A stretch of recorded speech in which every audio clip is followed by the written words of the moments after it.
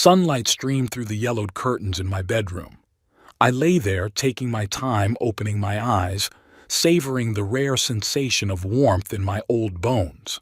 At 77, every morning without pain is a true gift. I slowly sat up on the bed, fumbled for my slippers, and wandered into the kitchen. The house greeted me with its familiar silence. Ever since Beatrice had passed away 5 years ago, I'd never gotten used to waking up alone. My breakfast hadn't changed in decades: oatmeal, half an apple, and tea. Beatrice always said I was predictable to the point of toothache. She would have been pleased to know that even after her death, I continued to follow my usual routine. While the kettle boiled, I took the milk out of the fridge and checked the expiration date. 3 more days. Good, so that's enough until the next trip to the store. Grand Forks had never been a big city, but in the last few years it seemed even smaller to me. Or is it just me getting around less? Since retiring from North Dakota Life Insurance, my world has narrowed to a few blocks around the house: a Hornbacher's supermarket, a pharmacy, the post office, and occasionally the library. Beatrice and I used to dream of traveling after I retired. We collected booklets, marked on a map the places we wanted to visit. The global financial crisis of 2008 and her diagnosis had put an end to those plans. I stirred my oatmeal and looked out the window at the neighbor's house. The young Briggs family had recently installed a swimming pool in their yard. Their children splashed and screamed with delight from morning to night. One day, Pearl brought her grandchildren over, and they looked enviously at the neighbor's children playing. "Why don't you buy them an inflatable pool, Dad?" my daughter asked then. I muttered something about wasting money since they only come for a couple days a month. Pearl rolled her eyes and said, turning to her husband, "See, Odell? It's business as usual." My daughter never understood why Beatrice and I saved so much money. To her, we were just cheapskates, especially me. "Daddy, you have a good job. Why can't we go to the seaside like the Clark family?" she used to ask as a child. I didn't tell her about how most of my paycheck went to special medications for Beatrice that insurance didn't cover, or about how I was picking up extra shifts to pay for experimental therapy that we were promised could extend her mother's life. Beatrice insisted we not tell Pearl about the seriousness of her condition. "I don't want her to live with that burden," my wife said. And I agreed, though I realize now that it was a mistake. Pearl grew up with the belief that her father was a miserly miser who loved money too much to spend it on his own family. After high school, she went to the University of North Dakota in Grand Forks. We couldn't afford to send her to a prestigious college on the East Coast as she had dreamed. This became another stone in my garden. During her studies, Pearl met Odell Reeves, an ambitious young man from the economics department. They married right after graduation. Odell got a job at a local bank and quickly moved up the career ladder. By the time he was 30, he was a branch manager. I finished my tea and looked at the clock. 9 o'clock in the morning. Time to get ready for the store. Tuesdays at Hornbacher's are senior citizen discounts. I'd carefully made a shopping list last night so I wouldn't spend too much. Old habits die hard. The walk to the supermarket took about 20 minutes at a leisurely pace. I loved these walks. They gave me a chance to think and stretch my legs. Lately I'd been thinking more and more about Pearl and the grandchildren. Caden, the oldest, is already in middle school. Abigail had just started 3rd grade. I only saw them a few times a year, usually on holidays or when Pearl needed some help around the house. After Beatrice died, Pearl suggested I sell the house and move into a nursing home. "You'll be taken care of there, Dad, and you won't have to live alone." I said no. This house is all I have left of my life with Beatrice. Every corner, every single thing holds her memory. I think Pearl was disappointed I refused. Maybe she was hoping to cash in on the sale of the house, or maybe she just wanted to get rid of the need to visit me. After that conversation, she started showing up even less often. At the supermarket, I methodically moved between the rows, strictly following the list: vegetables, fruit, bread, milk. As I passed the checkout line, I noticed an advertisement for the state lottery. The jackpot had grown to $5 million. I never played lotteries, considering them a waste of money. Beatrice sometimes bought a ticket for her birthday, dreaming of a big win.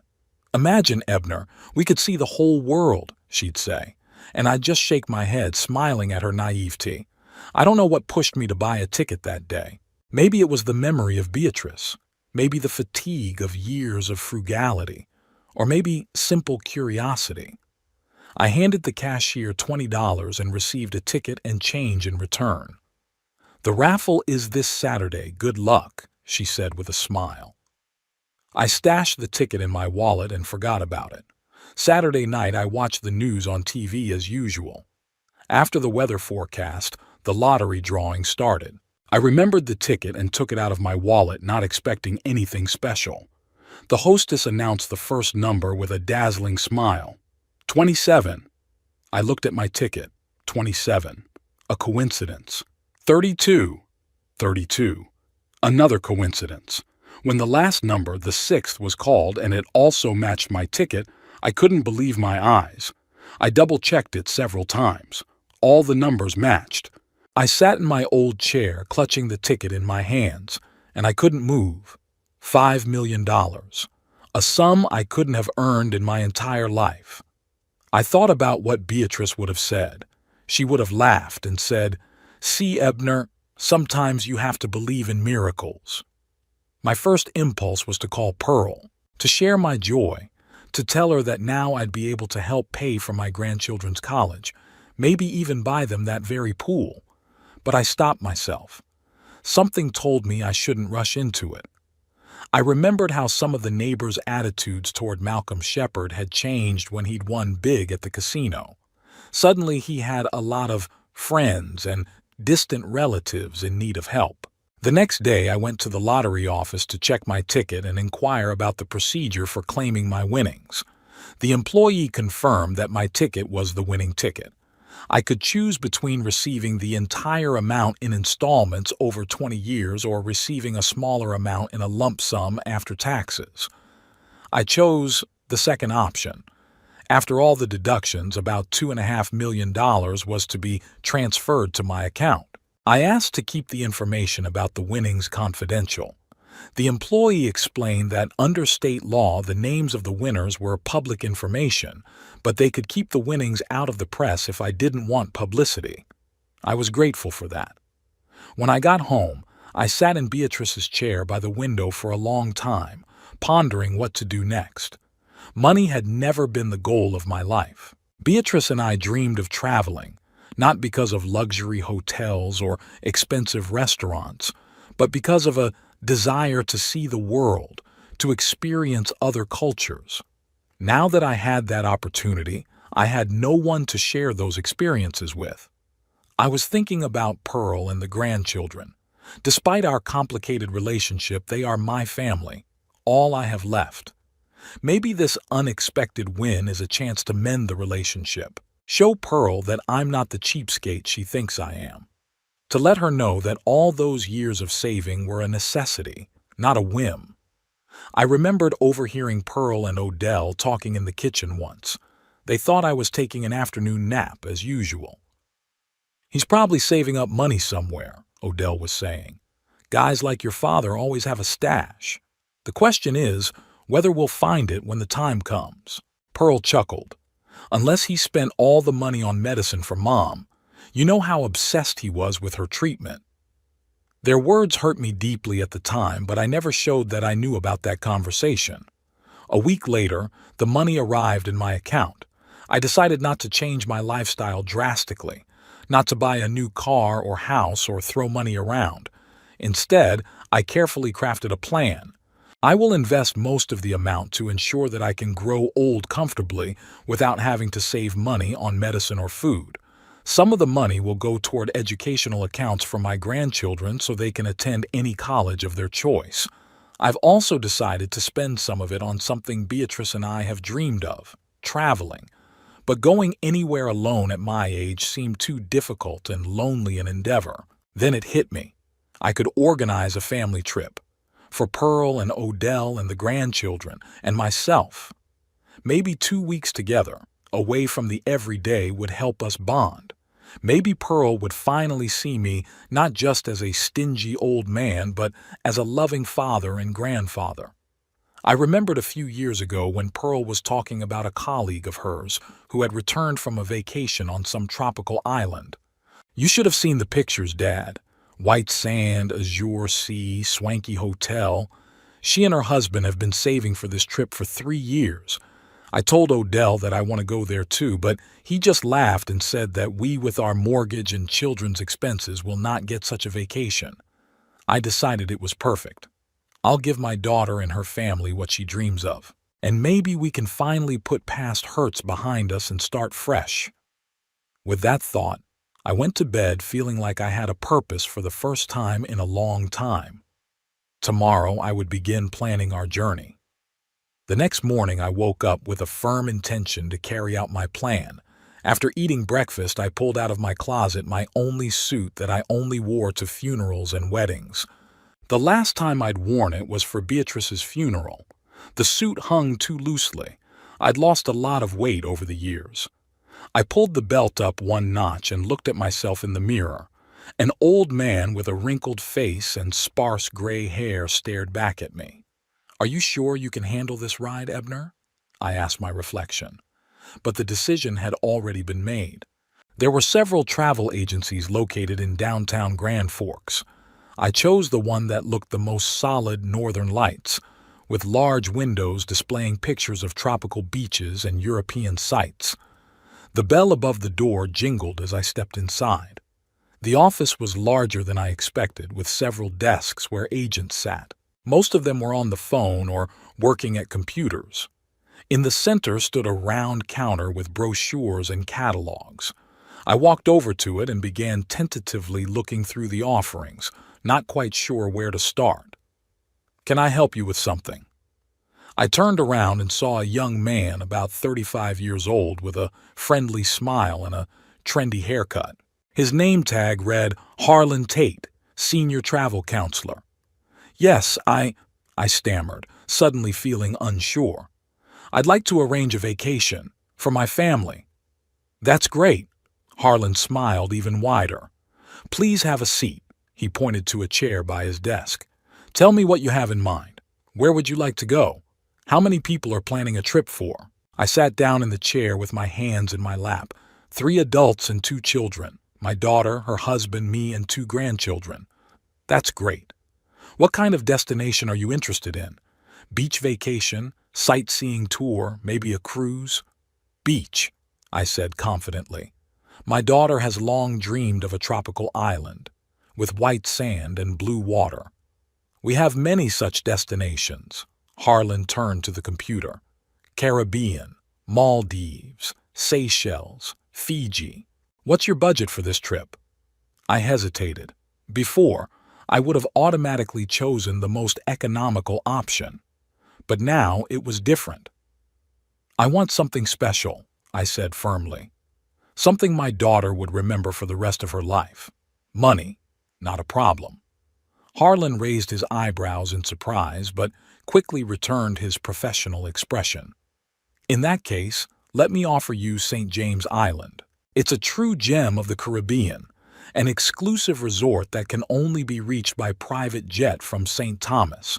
Snow-white beaches, crystal-clear water, amazing service, and almost no tourists, since there's only one 50-room hotel on the island." He turned the monitor around to show me the pictures. The island looked like a picture from an advertising brochure. Turquoise sea, white sand, palm trees leaning over the water, and elegant bungalows along the coast. "It looks perfect," I murmured. "I assure you it really does. I was there myself last year with my wife. It was unforgettable. The staff knows every guest by name, the beach is never crowded, the food is amazing. And importantly for family vacations, there is a children's club with professional animators. Your grandchildren will love it." I began to imagine Pearl and the kids enjoying this paradise. Maybe Odell and I would finally find common ground, sitting on the veranda with a glass of wine and watching the sunset. Maybe Pearl will finally realize that I've always wanted only the best for her. How much will it cost? I asked bluntly. Harlan named an amount that took my breath away. Before, I would have gotten up and left immediately upon hearing such a figure. But now I just nodded. Okay, I'll take that option. 2 weeks. Harlan looked surprised, but quickly started typing something on the keyboard. Excellent choice, Mr. Holt. Ebner Holt. Mr. Holt, when would you like to go? We discussed dates, and I chose early August when the grandchildren would be on vacation. Harlan offered me several accommodations, and I chose the most luxurious, a 3-bedroom villa with a private pool and direct access to the beach. Did you know that St. James also has a spa with a wide range of treatments? Harlan asked as he continued to fill out the booking form. I would recommend adding the spa package for adults. It's a great way to relax and rejuvenate. Yes, add that too, I agreed. We spent almost 2 hours discussing the details of the trip. Harlan was patient and attentive, answering all my questions and suggesting various options. When we were done, I had booked perhaps the most luxurious family trip imaginable. There are just a few formalities to take care of, Harlan said. The trip will be in your name as the primary payer. I'll need the full names of all travelers as they appear in their passports for tickets and insurance. I gave him all the information he needed, including the names of Pearl, Odell, and the grandchildren. Fine, Harlan printed out some documents and handed them to me. Here are all the details of the reservation. Full payment is due 30 days before departure. You can pay now or later, as you like. I'll pay now, I said, pulling out my checkbook. After the paperwork was completed, Harlan handed me an elegant folder with the Northern Lights logo on it, containing a detailed description of the resort, a program of activities, a map of the island, and of course, all the booking documents. You've given a terrific gift to your family, Mr. Holt, Harlan said, shaking my hand goodbye. They will be very happy. I hope so, I replied. On the way home, I stopped at a stationery store and bought a beautiful envelope in which I put the printouts with the pictures of the resort and a letter explaining that I was giving them the trip. I sat at the kitchen table for a long time composing this letter. I wanted to express my feelings without sounding too sentimental or, heaven forbid, accusatory. Dear Pearl and Odell, over the years I may not have always been the kind of father and grandfather I would like to be. Work, worries, and life circumstances have often gotten in the way. Now that I'm older, I realize that the most precious thing in life is time spent with loved ones. So I want to give us all a chance to spend 2 unforgettable weeks together, away from the everyday worries. I hope this trip will bring us many happy moments and warm memories. Love, Daddy, Grandpa. I reread the letter several times before I was satisfied. Then I called Pearl and invited her and her husband to dinner the following Saturday without revealing the reason. She sounded surprised. Usually our meetings were limited to rare Sunday dinners, and she was always the initiator. But she agreed, saying she and Odell would be there around 6 in the evening. All week I'd been preparing for that dinner. I cleaned the house, though it wasn't much of a mess after so many years of being alone. I was used to keeping things in order. I made the menu, bought better groceries, even ordered a cake from the best pastry shop in town. I wanted everything to be perfect. On Saturday, I got up early and spent the day in the kitchen preparing Pearl's favorite dishes: roasted chicken with rosemary, mashed potatoes with butter and mushroom sauce, green beans with almond petals. Beatrice had always said that the way to a daughter's heart was through her stomach, just as it was to her father's heart. The doorbell rang at exactly 6 in the evening. I took a deep breath, adjusted my tie, I was wearing my only suit again, and went to open it. Pearl looked as beautiful as ever. In her 42 years, she retained the slim figure and bright smile she had inherited from her mother. Odell was dressed impeccably as usual: expensive suit, fancy tie, shoes polished to a shine. They had brought a bottle of wine, which was unusual. They usually came empty-handed. "Papa, you look beautiful," Pearl exclaimed, kissing me on the cheek. "And you're wearing a suit. What's the special occasion?" "I just wanted to see you," I said, letting them into the house. "Come on in. Everything's ready." We sat down at the table in the parlor, which I had laid with the best tablecloth and china plates that Beatrice and I had received as a wedding present and used only on special occasions.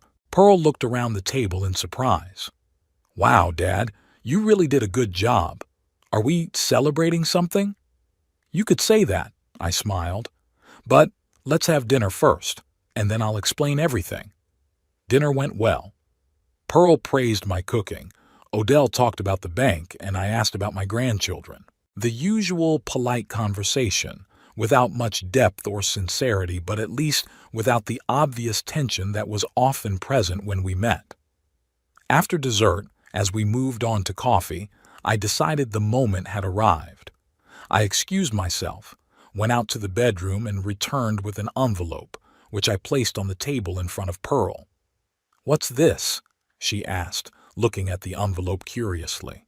"Open it and find out," I said, feeling my heart beat faster with excitement. Pearl carefully opened the envelope and took out the contents. Her eyes widened as she looked through the pictures and read my letter. "Daddy, this is St. James," she exclaimed, shifting her gaze to me. You're giving us a trip to St. James's?" "All of us," I clarified. "You, Odell, the kids, and me. 2 weeks in August. I've already booked and paid for it." Pearl jumped up from her seat and threw her arms around me. "Daddy, this is unbelievable. I don't even know what to say. Thank you, thank you, thank you so much." Odell, who was peering over Pearl's shoulder at the picture, looked impressed too. "Mr. Holt, that's very generous of you," he said, shaking my hand. "But let me ask you, how can you afford it?" Pearl gave her husband a displeased look, but I was not embarrassed by the question. I was ready for him. "I won the lottery," I said simply. "Not a huge amount, but enough to afford a gift for my family." "You won the lottery?" queried Pearl, returning to her seat. "And you didn't tell us?" "I wanted it to be a surprise," I explained. "Besides, I've only recently gotten the money. How much did you win, if it's no secret?" Odell asked, taking a sip of coffee with a deliberately nonchalant look. "Enough not to worry about the future and to allow myself some pleasures," I said evasively. I hated to admit that was the main reason I hadn't told them about the winnings right away. I knew that they would immediately start thinking about what they could spend my money on. Pearl and Odell exchanged quick glances that I couldn't decipher. Then Pearl smiled again and started looking at the brochures. "Oh my goodness, this looks absolutely amazing. Look, Odell, the villa has its own pool and a spa. I've always dreamed of a vacation like this." She continued to rave about the details of the trip, but I noticed that her enthusiasm seemed a little feigned, and Odell looked thoughtful, as if he were calculating something in his mind. I felt the slight unease, but pushed it away. They're probably just stunned by the unexpected gift. "When do we leave?" Pearl asked, going through the paperwork. "August 15th, I answered. I checked Caden and Abigail's school calendar, and they'd still be on vacation. "Oh, that's perfect!" Pearl clapped her hands together. "The kids will love it, I'm sure. They've never been to a real tropical island." The conversation turned to discussing the details of the trip. What clothes to take, whether we should buy new swimsuits, what to tell the kids. But every now and then I noticed Pearl and Odell exchanging strange glances, as if they were having a silent conversation from which I was excluded. "What about the passports?" Odell suddenly asked. "Do you have a valid passport, Mr. Holt?" "Yes. I renewed it 2 years ago when I went to my cousin's funeral in Canada," I answered. "It's valid for another 8 years." "And the health insurance?" Odell kept asking. "That's important at your age." "It's all included in the trip," I pointed to the document. Full coverage for everyone on the trip, including medical care and emergency evacuation. Great, Odell nodded, but I noticed his smile didn't reach his eyes. As the evening wore on, we discussed various aspects of the upcoming trip. Pearl leafed through the brochures, admiring the pictures of the turquoise sea and the luxurious rooms. Odell was interested in practical details, airport transfers, flight schedules, cancellation conditions. I answered every question, delighted by their obvious interest in the trip. But something still bothered me. Perhaps it was my paranoia, developed from years of working as an insurance appraiser where I learned to spot the slightest signs of fraud or underhandedness. Or maybe it was intuition, telling me that not everything was as simple as it seemed. Something about their behavior seemed fake. Pearl's overplayed enthusiasm, Odell's over-businesslike approach, those strange glances. But I decided to ignore it. After all, we've all gotten a little tired of being sincere with each other over the years. Perhaps they just need time to get used to the idea of going on vacation together. Perhaps on the island, away from the everyday worries and old grudges, we can finally find our way back to each other. As they were about to leave, Pearl gave me another big hug. "Thank you, Dad. That's the best gift you could have given me. I just want us to spend time together," I replied, "as a family." "I will," she smiled, but for some reason it didn't seem genuine. I stood at the door, waving goodbye as they got into their expensive SUV. Even though the evening had gone well, I couldn't shake off a vague unease. Something was wrong, but I couldn't figure out what it was. Perhaps I had expected too much from the evening. Or maybe the years of estrangement couldn't be overcome with one expensive gift. I closed the door and walked back into the living room, where dirty plates and unfinished cups of coffee still stood. I started clearing the table, thinking about the upcoming trip. Despite all my doubts, I sincerely hoped that this trip would help us grow closer. 2 weeks flew by. I spent them in pleasant excitement, preparing for the upcoming trip. I bought new summer clothes, sunscreen with a high protection factor, a hat with wide brim. I even bought a camera. I wanted to document our family vacation. Pearl called a few times to confirm the details of the trip and to tell me how excited the kids were about the upcoming trip, especially Abigail. She had already packed her little bag of toys and read all the ocean books she could find in the school library. The last time we spoke was 2 days before we left. Pearl said they would pick me up at 9 in the morning to catch the 11:30 flight. I asked if I needed to prepare anything special for the kids, maybe buy them coloring books or games for the flight. Pearl replied that she had already organized everything and thanked me for my concern. As we finished talking, I felt a rush of warmth. Perhaps my fears had been in vain and this trip would really bring us closer together. On the day of departure, I woke up at 6 in the morning, although the alarm clock was set for 7. I couldn't sleep with excitement. It had been a long time since I had felt such anticipation. The last time Beatrice and I had gone on vacation abroad was almost 20 years ago, before her illness. A Mediterranean cruise, inexpensive but so memorable. Beatrice joked then that the next time we would go would be when I retired and we could spend not just 1 week, but a whole month traveling. It didn't work out. I showered, shaved especially thoroughly, even spritzed on some cologne, a gift from Pearl last Christmas, still almost a full bottle. Then I checked my suitcase a third time. Passport, travel documents, medication, clothes, toiletries, everything was in place. I had an easy breakfast, toast with jam and tea. I didn't want to overload my stomach before the long journey. At 8:30, I was already sitting in a chair by the window, ready to leave. My suitcase was by the door, my light jacket hanging on the rack next to it. The forecast for Minneapolis, where our flight was leaving from, promised rain. I looked at my watch every 5 minutes, like a high school student before prom. At 9:05, I started to get a little worried. Pearl is usually punctual. Maybe the kids were cranky or there was a problem with the luggage. I decided to call to see if they were delayed. Pearl answered after the fourth dial tone, her voice sounding tense. "Yes, Dad, we were just leaving. Everything all right? Do you need help with anything?" "No, no, no, I'm fine. It's just Abby couldn't find her favorite toy, so I had to turn the house upside down." "I see. What time do you think you'll be there?" "Half an hour, tops. Don't worry, we'll be on time for the flight." I hung up, feeling a little relieved. Half an hour is no big deal. We'd still have enough time to get to Minneapolis and go through the formalities at the airport. Half an hour stretched into 45 minutes. I was getting seriously worried when I heard the sound of a car pulling up. When I looked out the window, I was surprised to see not Odell's familiar SUV, but a cab. Pearl and Odell got out of it without the kids. They spoke briefly with the driver, and he stayed in the car with the engine running. Something clenched inside me. I opened the door before they could call. "Pearl? Odell? Where are the kids? What happened?" They looked at each other, and Pearl stepped forward with a strained smile. "Dad, we need to talk." They went into the house, but they didn't take off their outer clothes and went into the living room. They stayed standing in the hallway.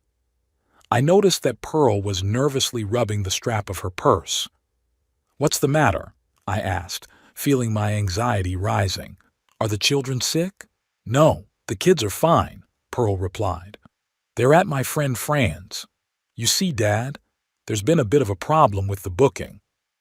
"What kind of problem?" My gaze shifted to Odell, who studiously avoided looking me in the eye. "It turns out that our villa only sleeps 4, not 5 as we thought," Pearl continued. "We called the hotel, but all the rooms are occupied. It's the height of the season." "But the description of the villa said 3 bedrooms, I objected. "I checked it myself." "Yes, but one of them turned out to be a child's room with bunk beds," Odell interjected. "It's perfect for kids, but you wouldn't be comfortable there." I looked at them puzzled. "But I can sleep in a regular bed, or even the couch in the living room if you want." Pearl looked at Odell again, and he nodded faintly. "It's not just that, Dad," she sighed. "We've been talking to the travel agent, Harlan. Turns out there's another problem. There's construction work going on right next to our villa on the island. Noise, dust. They warned me that it would be difficult for the elderly. I felt my anger starting to boil up inside me, but I tried to stay calm. "Pearl, I'm not as infirm as you and Odell seem to think. A little noise won't kill me." "But it's tropical heat out there, Daddy," Pearl said faster now, as if in a hurry to end an unpleasant conversation. "And mosquitoes. You know how your skin reacts to bites. Remember last year when you had an allergic reaction to the bite of an ordinary mosquito? And there's tropical insects, maybe even malarial insects." "Pearl," I interrupted her, no longer hiding my irritation. "I bought insurance. I brought all the necessary medications. I consulted a doctor before the trip. Everything's going to be fine." Odell finally looked at me straight. "Mr. Holt, we're really worried about your health. Besides, children can be noisy. It'll be hard for you to rest." "I'm their grandfather," I reminded him. "I love their noise." Pearl put her hand on my shoulder. "Daddy, listen. We've thought it over and we've decided it's better for you to stay home, for your own good. We'll bring you some souvenirs, show you some pictures. And then maybe we'll go someplace closer to home where it's not so hot. Canada, for instance." I stepped back, dropping her hand. "Pearl, I paid for this trip. I spent almost $30,000 on this vacation, for all of us. And now you're telling me I'm not going?" "We'll pay you back," Odell said quickly, "as soon as we get back." "It's not about the money," I exclaimed, feeling my voice shake. "It's about spending time with you, with my family. Is that so hard to understand?" Pearl looked guilty, but only for a moment. "We understand, Dad, and we appreciate your gift. We really do. But we also care about your health. You're 77 years old. Traveling like this can be dangerous at your age." I looked at my daughter and didn't recognize her. Or maybe it was the other way around. I finally saw the real her, without masks and pretenses. "You've already decided everything, haven't you?" I asked quietly. "When I showed you the ticket, you decided right away that you would go without me." They were silent, and that silence was more eloquent than any words. "The cab's waiting, Pearl," Odell said at last, looking at his watch. "We'd better go." Pearl stepped toward me and hugged me awkwardly. "Don't be angry, Dad. We're doing this for your own good. Next time we'll all go together, I promise." I stood still, not responding to the hug. When she pulled away, I looked her straight in the eye. "The pass is in my name, Pearl. You can't check into the hotel without me." There was a look of concern on her face, but Odell intervened. "We've already cleared it with the hotel. They'll make an exception." Sure, I thought. Odell knows how to negotiate, especially when it comes to expensive resorts and big money. "We gotta go," Odell repeated, grabbing the doorknob. "The plane won't wait." "Dad, please don't take offense." Pearl squeezed my hand. "We'll call as soon as we get there." I nodded silently, not trusting my voice. They got out, got into a cab, and drove away. I stood in the doorway, staring after them. My suitcase was still at the door, ready for the trip that was never going to happen. Closing the door, I walked slowly into the living room and sank heavily into a chair. Feelings overwhelmed me: resentment, anger, frustration, humiliation. I sat motionless, staring at one point, trying to realize what had just happened. My own daughter and her husband had effectively stolen my gift, leaving me aside as an unwanted item. Suddenly I felt something inside me break. Or maybe it was the other way around. Something, long held back, burst out. Rage. Pure, undiluted rage. I jumped up from my chair and paced the room. No, I wouldn't let them do this to me. Not this time. I rushed to the phone and dialed the number of the travel agency. The receptionist's voice answered after the second beep. "Northern Lights Travel Agency, how can I help you?" "I need to speak to Harlan Tate urgently," I said, trying to speak calmly. "This is Ebner Holt." "One moment, Mr. Holt, I'll connect you." As the music played on the receiver, I tried to collect my thoughts. What would I tell Harlan? How would I explain the situation? But when I heard his voice, the words came out of my mouth. "Harlan, I have a problem. My daughter and son-in-law just left for the airport without me. They said that there was no room for me in the villa, that there was construction work and mosquitoes, and that the hotel would let them check in without me, even though the reservation was in my name." Harlan exhaled in surprise. "Mr. Holt, there is some mistake. First of all, your villa has 3 full bedrooms. There is more than enough space. Secondly, there are no construction works near your villa. And thirdly, they really can't check in without you. The hotel policy is very strict in this respect." "They said they had made an agreement with the administration," I repeated Odell's words. "That's impossible," Harlan said confidently. "I personally know the hotel manager, Mr. Pratt. He never makes exceptions to the rules. If the reservation is in your name, no one can get the keys to the villa without you. They can fly to the island, but then they have to go back or find another place to stay at their own expense." I was strangely relieved. At least their plan wouldn't work. But then I realized that meant a lost vacation and wasted money. "What do I do, Harlan?" I asked, feeling suddenly very tired. Harlan was silent for a second and then asked, "Do you still want to go, Mr. Holt?" "Yes," I answered without hesitation. "More than ever." "Then I have an idea." Harlan's voice had a conspiratorial note. "Your daughter and son-in-law are connecting to Miami, right?" "Yes, as far as I know." "There's a direct flight to St. Thomas that leaves Minneapolis at 2 o'clock in the afternoon.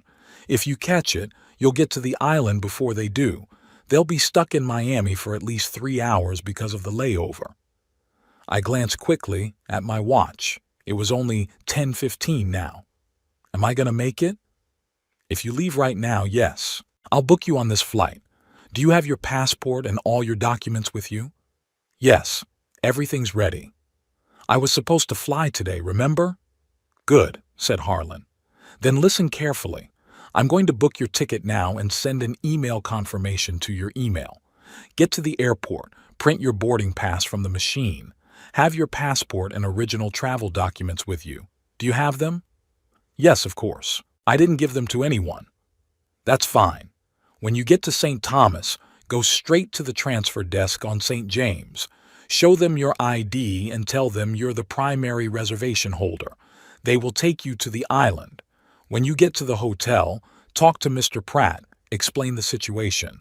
I'll contact him too and notify him of your early arrival. The plan sounded logical, but I still had my doubts. What about Pearl and Odell when they arrive? Harlan grinned. Well, that's up to you, Mr. Holt. You can either let them join you in the villa or you can let them look for other lodgings. There are a couple of other hotels on the island, but they're much more modest and expensive. I imagined the look on Pearl and Odell's faces when they found out their plan had failed, and I felt grim satisfaction. I'm going, I said firmly. Book me on that flight. Already on it, Harlan said. Check your mail in 5 minutes. And Mr. Holt, good luck. I thanked him and hung up. Then I went quickly into the bedroom where there was an old computer. Turning it on, I opened the mailbox. A few minutes later, an email arrived from Harlan confirming the reservation. I printed it out, folded it with the rest of my papers, and put it in my jacket pocket. Then I called a cab. The dispatcher informed me that the car would be there in 10 minutes. That was just enough time to check the suitcase again, make sure all the windows and doors were locked, and turn off all the electrical appliances. Standing at the door with the suitcase, I felt strangely calm. For the first time in years, I was acting decisively, not letting others decide for me. It was liberating. The cab pulled up exactly at the appointed time. The driver, a young guy with tattoos on his arms, helped me load my suitcase into the trunk. Minneapolis Airport, please, I said, getting into the back seat. And I'm in a hurry to catch the 2 o'clock flight. Don't worry, Grandpa, the driver smiled, starting the engine. I'll get you there on time. Have you planned a vacation? Yes, I answered, looking out the window at the house. And it looks like it's going to be more interesting than I thought.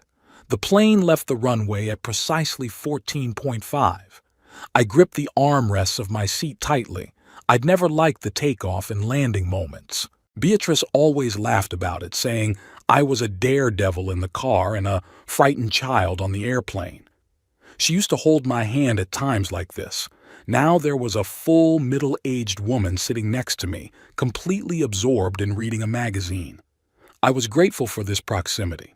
No talking, no questions about the purpose of my journey. As the plane gained altitude and leveled off, I relaxed a bit. I took the documents out of my jacket pocket and looked through them once again, even though I already knew the contents by heart. All the formalities had been observed. The voucher was indeed in my name as the primary payer and reservation holder. Pearl and Odell were listed as accompanying persons.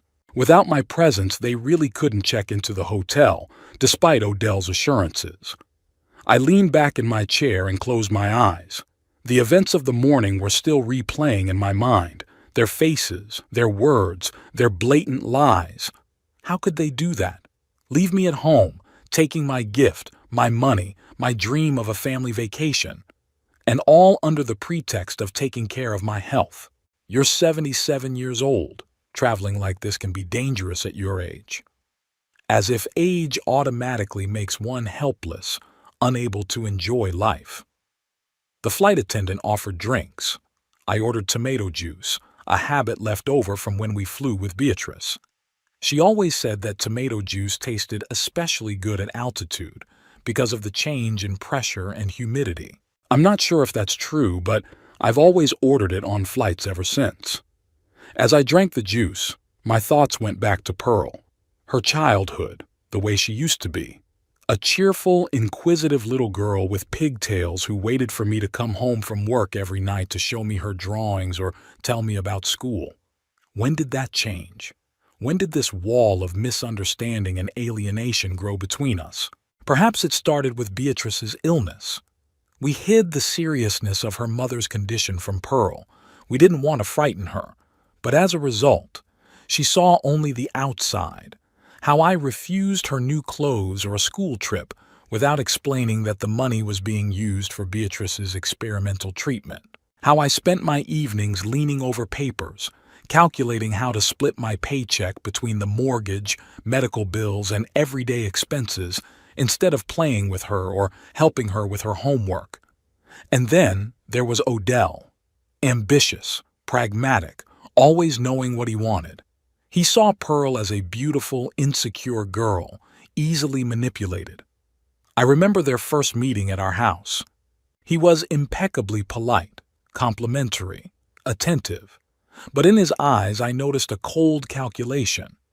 Being an insurance appraiser has taught me to see right through people. I knew at once that he didn't like Pearl. She was just a stepping stone to the world of respectable middle-class families from which he didn't come. I tried to warn Pearl, but she only laughed. "You're just jealous, Dad. You're afraid I'll grow up and leave you." I didn't insist. I didn't want to ruin her happiness. Maybe I was wrong. Maybe he really did love her. But the years have shown that my intuition was right. Odell used Pearl as a housewife and mother of his children while he built a career for himself. He was always stingy with displays of affection or attention. I noticed Pearl sometimes looking at happy couples in the park or at a restaurant with ill-concealed envy. But she never complained, only said, "It's different with Odell and me, Daddy. We're more practical." The plane shook slightly. The seatbelt signal lit up.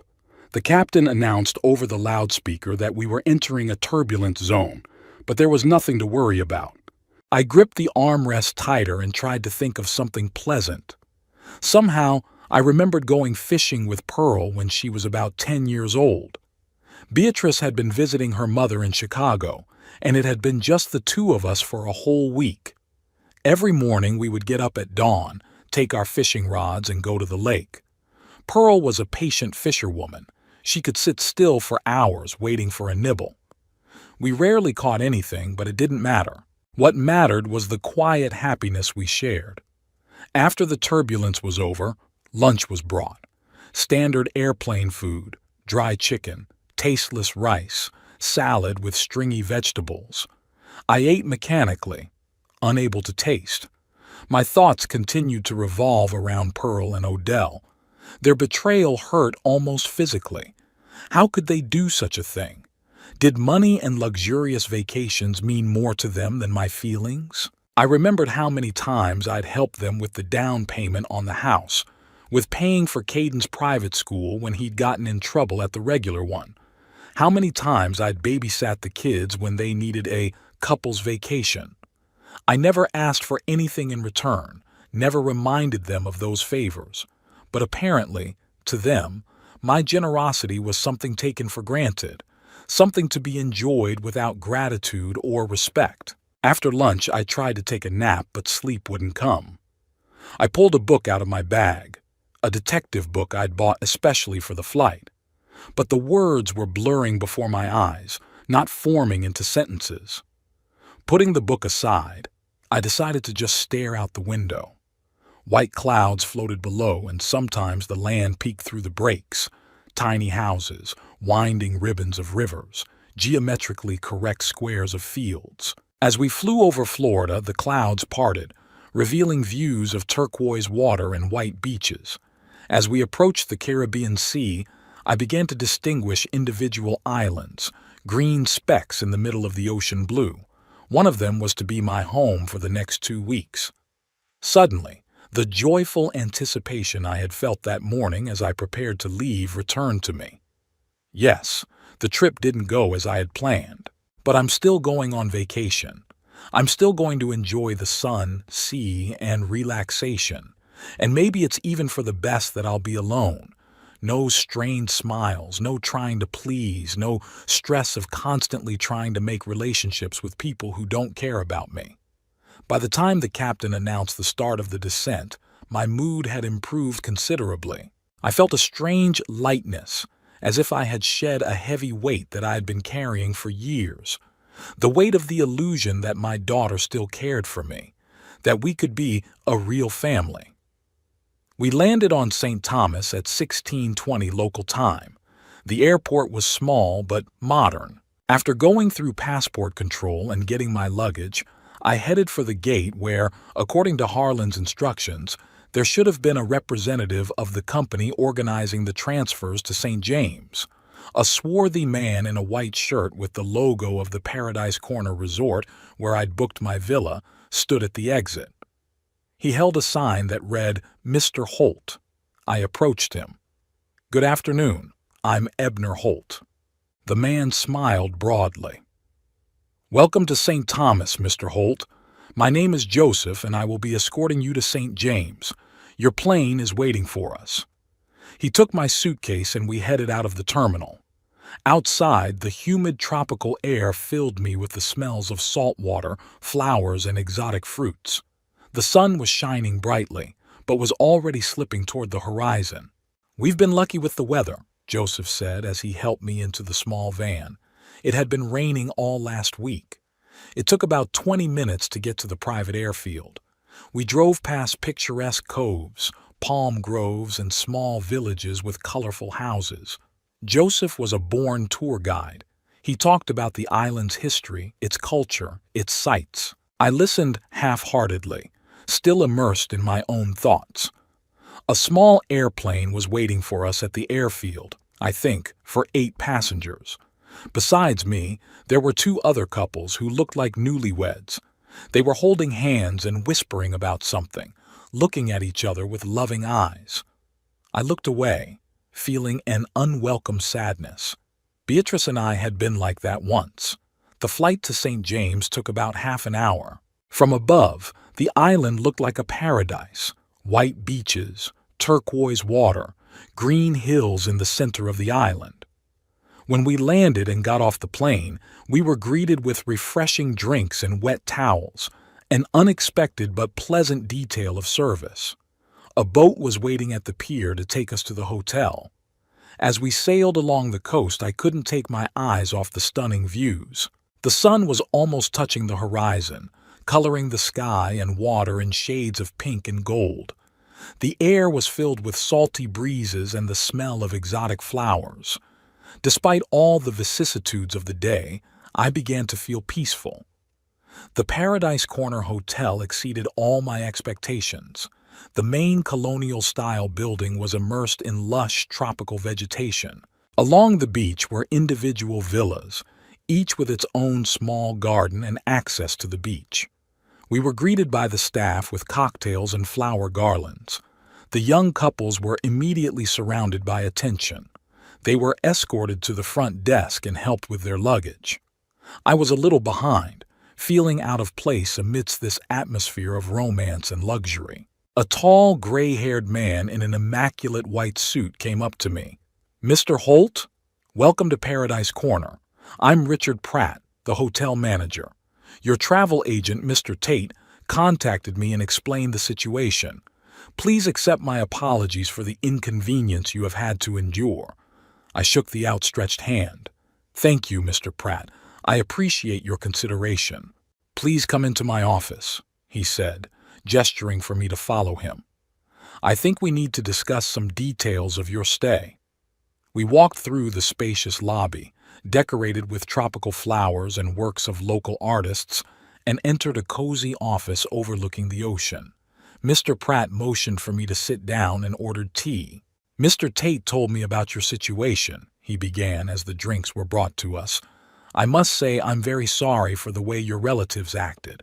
It's not only disrespectful to you, but it's made things difficult for us." I sighed. "I understand, and I apologize for dragging you into family problems." Mr. Pratt shook his head. "You have nothing to apologize for. You are our guest, and we will do everything we can to make your vacation enjoyable. I checked your reservation. Indeed, the villa is booked and paid for in your name. You have every right to occupy it." "What will happen when my daughter and son-in-law arrive?" I asked.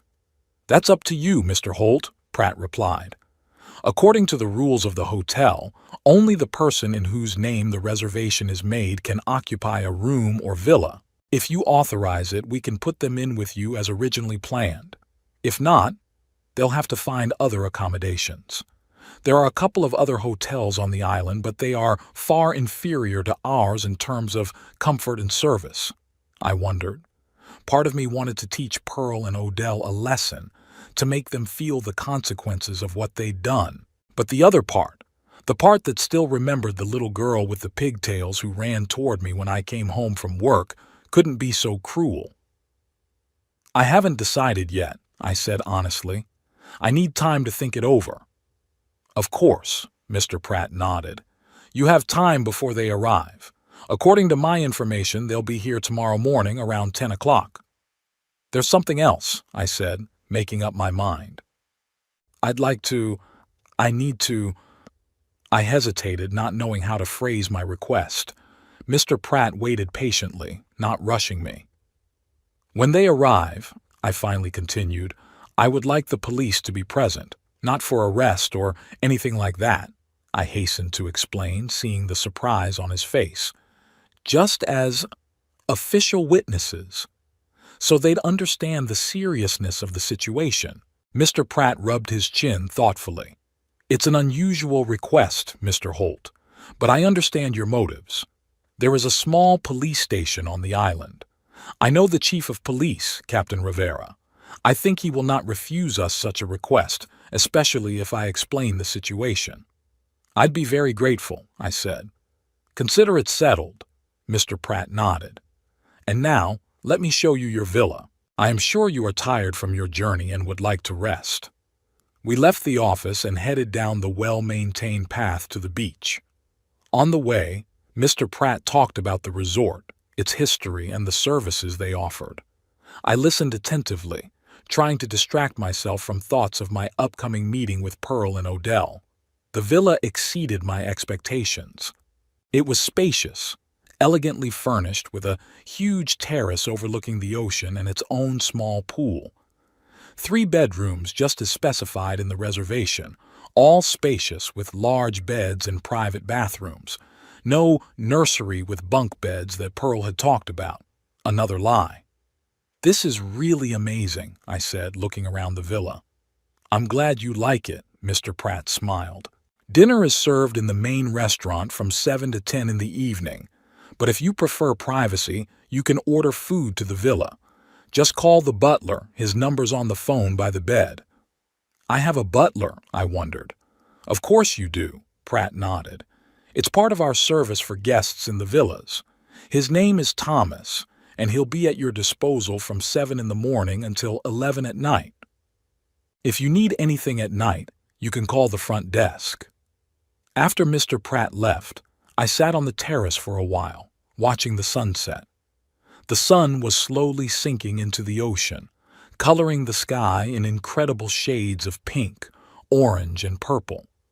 The sound of the waves, the smell of salt and flowers, and the warm evening breeze all had a calming effect. I thought of Beatrice, of how she dreamed of seeing a sunset like this, about how we planned to travel after I retired. First the Caribbean, she said, then Europe, then Asia. We'll travel the world, Ebner. But life had other plans. Her illness, many years of treatment, hopes followed by disappointments, and finally, the inevitable end. And now here I was, alone in the very paradise we dreamed of together. I could almost physically feel her presence beside me, as if she were watching this sunset with me. Enjoy it for both of us. The wind seemed to whisper to me in her voice. I didn't feel like eating dinner at the restaurant. Too many impressions from the day, too many emotions. I called the butler and ordered dinner to the villa. Thomas, a young islander with a pleasant smile, brought the food 30 minutes later. Fresh seafood, tropical fruits, a bottle of excellent white wine. I ate dinner on the terrace, listening to the sound of the waves and watching the stars light up in the sky. Here, away from the city lights, they seemed especially bright. After dinner, I called Mr. Pratt to see if he had contacted the police. He assured me that Captain Rivera would be at the dock when the morning boat with Pearl and Odell arrived. We agreed that I would be there too. Lying in bed, I couldn't sleep for a long time, despite my fatigue. Tomorrow's meeting with Pearl and Odell kept me awake. What would I tell them? How would I explain my presence here? And most of all, would I let them stay in the villa or would I send them off to find other lodgings? I imagined their faces when they would see me on the dock with the police escort. Shock, bewilderment, perhaps even fear. Did I feel pleasure at the thought? In part, yes. After all the years of neglect, after their act today, they deserved a lesson. But there was also sadness. Sadness at the realization that our relationship had reached a point where I had to resort to such measures to make my own daughter respect me. With these thoughts, I finally fell into a restless sleep, lulled to sleep by the sound of the waves and the rustling of palm leaves outside the window. I awoke at dawn when the first rays of the sun peeked through the thin curtains. At first, I couldn't understand where I was. The sounds of the sea outside the window and the smell of tropical flowers were too unusual. Then I remembered everything and sat up on the bed, feeling my heart beat faster. Today, Pearl and Odell were due to arrive. Today would be the inevitable clash that I had been both looking forward to and dreading. Stepping out onto the terrace, I marveled at the view. The ocean, calm and azure, stretched to the horizon. The beach, white and deserted, beckoned with its purity. I decided to take a walk before breakfast. I descended the wooden steps directly onto the sand and walked along the water's edge, letting the warm waves wash over my bare feet. My thoughts swirled around the upcoming meeting. I tried to anticipate what I would say, how I would behave. The anger of yesterday had subsided, replaced by a heavy sadness. Had my relationship with Pearl really deteriorated to the point where she could do that to me? What had I done wrong as a father? Where had I made the fatal mistake that had brought us to this point? When I returned to the villa, I found breakfast already served on the terrace. Thomas, my butler, greeted me with a smile. "Good morning, Mr. Holt. I saw you were up early, so I thought I'd prepare breakfast. I hope you slept well?" "Thank you, Thomas. Yes, I slept well," I said, sitting down at the table. Breakfast was wonderful. Fresh fruit, seafood omelet, freshly squeezed juices, flavored coffee. But I could barely taste it. Thoughts of the upcoming meeting interrupted my appetite. After breakfast, I showered and dressed in light cotton pants and a shirt, the dressiest I'd brought with me. I wanted to look dignified for the big moment. At 9:30, Mr. Pratt called to say that the boat from the mainland would be here in about half an hour. "Captain Riviera is already at the dock," he said. "I'll be there soon, too. Meet me at the main entrance of the hotel in 15 minutes?" I agreed and, hanging up the phone, checked my appearance once more in the mirror. The old man looking back at me from there looked tense but determined. I took a deep breath, trying to calm myself down. It's going to be okay. I'm just protecting my rights, my property, nothing more. Mr. Pratt and two men in police uniforms were waiting for me at the hotel entrance. One of them, tall and distinguished with a streak of gray in his dark hair, stepped forward and held out his hand. "Captain Miguel Riviera, Mr. Holt.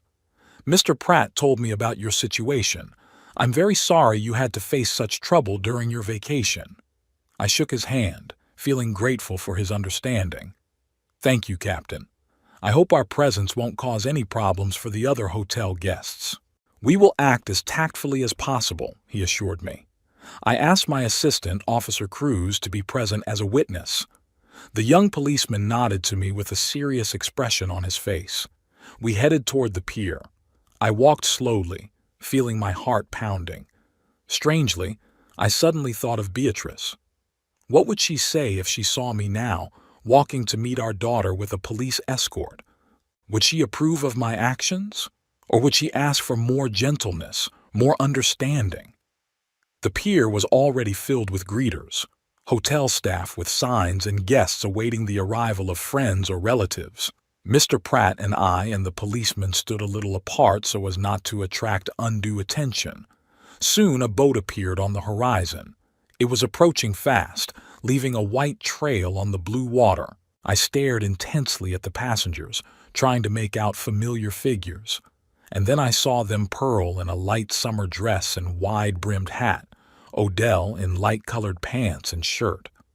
They were standing on the deck, gazing admiringly at the approaching island. They looked happy, carefree, and for some reason this sight caused me almost physical pain. The boat docked. The passengers began to disembark, where they were greeted by the hotel staff. Pearl and Odell, after receiving welcome cocktails and flower garlands, made their way to the front desk, which was set up right on the dock for the convenience of the guests. I watched as they approached a hotel employee as Odell held out some paperwork. The employee scrutinized them, then said something that made the smiles on Pearl and Odell's faces fade slightly. Mr. Pratt nodded to me. I think now would be a good time. He walked to the front desk. Captain Riviera and Officer Cruz followed him. I remained standing where I was, partially hidden by the lush tropical vegetation surrounding the dock. I wanted to see their reaction first before showing myself. I couldn't hear what Mr. Pratt was saying, but I saw the expressions on Pearl and Odell's faces change from bewilderment to concern, then to outright fear when they noticed the police officers. Odell began to gesticulate animatedly. His face flushed. Pearl looked confused. She looked around every now and then as if searching for a way out. Captain Riviera said something, pointing to the papers in the hotel employee's hands. Odell shook his head, his voice louder. I caught bits of phrases. Misunderstanding. My father-in-law. He insisted. Pearl remained silent, her head lowered. The moment of truth had come. I took a deep breath and stepped out of my hiding place, heading toward the group at the front desk. The first to notice me was Pearl. Her eyes widened, her mouth hanging open in mute surprise. She nudged Odell with her elbow and he turned around. His face was a spectrum of emotions: shock, disbelief, fear, and finally anger.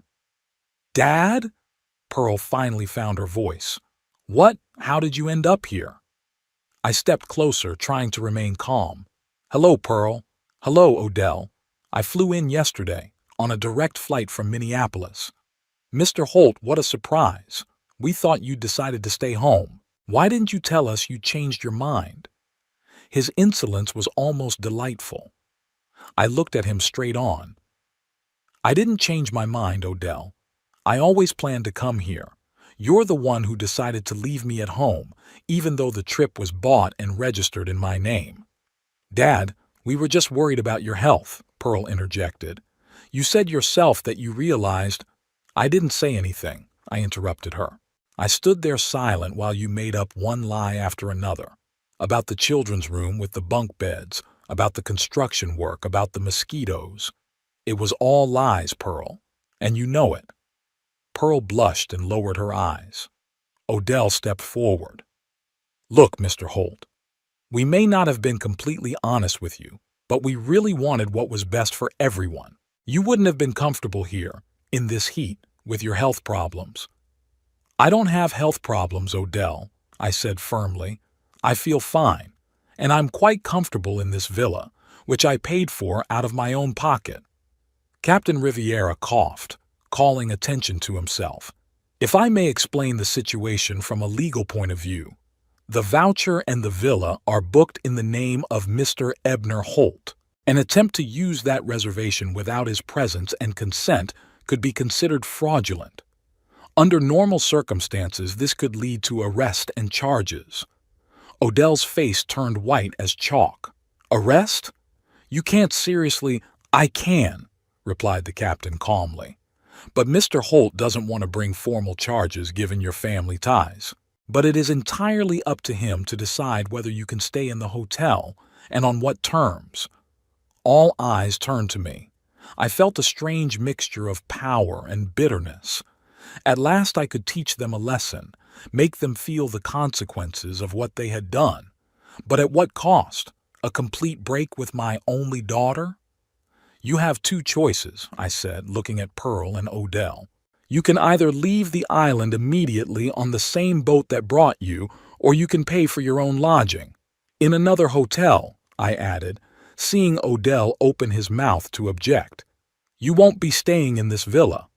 But Papa. Pearl looked like she was about to cry. We can't afford another hotel here. You know the prices here. We were counting on my money, I finished for her. On my generosity, as always. But this time you miscalculated. Odell put his arm around Pearl's shoulders. All right, Mr. Holt, we'll leave. But know that you're breaking your daughter's heart. She's been dreaming so much about this vacation. Don't you dare. I felt my anger boiling up inside me. Don't you dare manipulate me. You're the one who broke my heart when you decided to steal my gift, my dream of a family vacation. It was you who betrayed me by lying to my face and leaving me at home like an unwanted thing. Pearl cried for real. Daddy, please. We are sorry. We did the wrong thing. But would you really kick your own daughter out? I looked at her tears, and part of me wanted to soften, to give in, to forgive.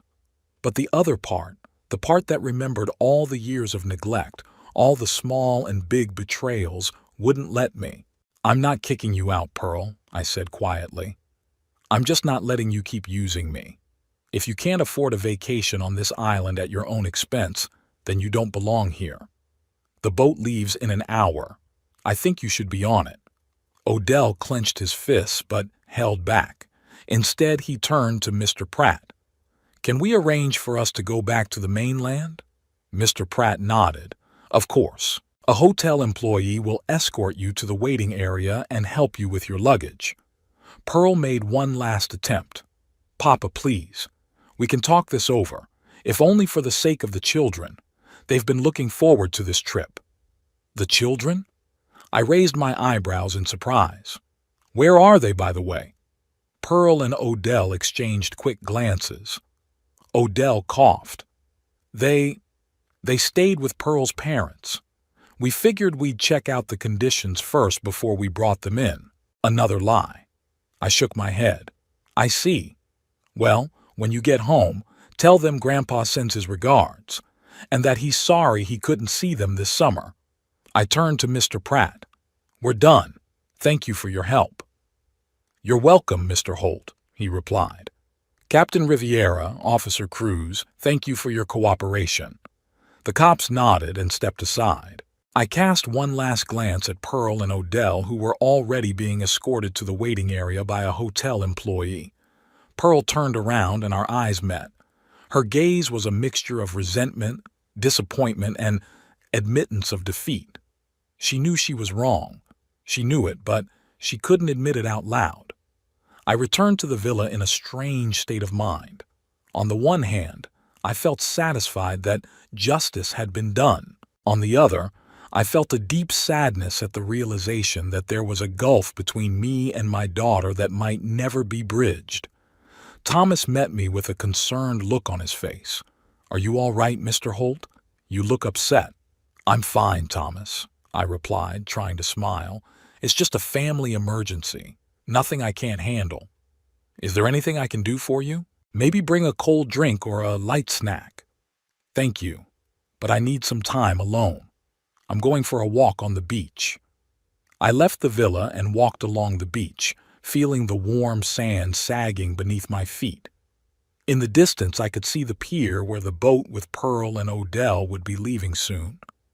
I stopped and looked in that direction for a long time, pondering the strange twists and turns of fate.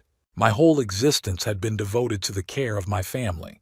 First Beatrice and Pearl, then the grandchildren. I've saved money, denied myself everything to keep them happy. And now, at the end of my life, I find myself alone in a luxury resort that I could afford by sheer luck, not years of labor. And my family. Well, maybe I didn't have one for a long time. There was only an illusion, which I diligently maintained, closing my eyes to the obvious. The boat left at noon sharp. I could see its silhouette gradually drifting away to the horizon. With it went my last hope of reconciliation with my daughter. I knew Pearl would never forgive me for this humiliation, especially in front of Odell, whose ego must have been seriously damaged. But strangely enough, the thought didn't make me regret it. Instead, I felt something akin to liberation. No more having to pretend that everything was okay. No more having to hope that my daughter would one day understand and appreciate my sacrifices. No more need to be a convenient ATM or a free babysitter on demand. I was free. Free from illusions, from vain expectations, from the role of the perpetually guilty father who never quite reaches his daughter's expectations. And this freedom, for all its bitterness, felt like a breath of fresh air after years in a stuffy room.